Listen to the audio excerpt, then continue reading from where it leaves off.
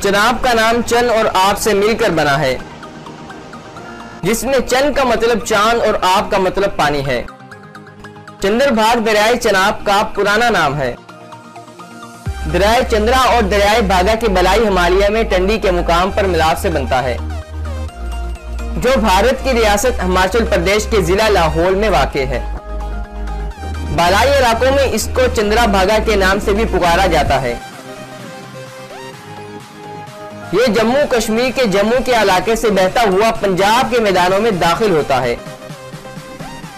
पाकिस्तान के जिला जंग में तरीमो बैराज के मुकाम पर यह दरियाए जहलम से मिलता है और फिर दरियाए रावी को मिलाता हुआ और शरीफ के मुकाम पर दरियाए सचुर से मिलकर पंजनद बनाता है, जो कोट मटन के मुकाम पर दरियाए सिंध में जा गिरता है।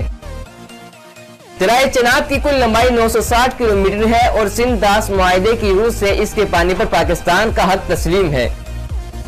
विदत जमाना में इसको अशकनी या असकमती के नाम से और कदीम यूनान में आचे साइंस के नाम से जाना जाता था। 325 कबल मसीह में सिकंदर आजम ने सिकंदरिया, जो आज शायद ओ शरीफ या मठन कोट या चचान है, के नाम से शहर दरियाए सिंध के नजदीक पंजनद के संगम पर तामीर कराया।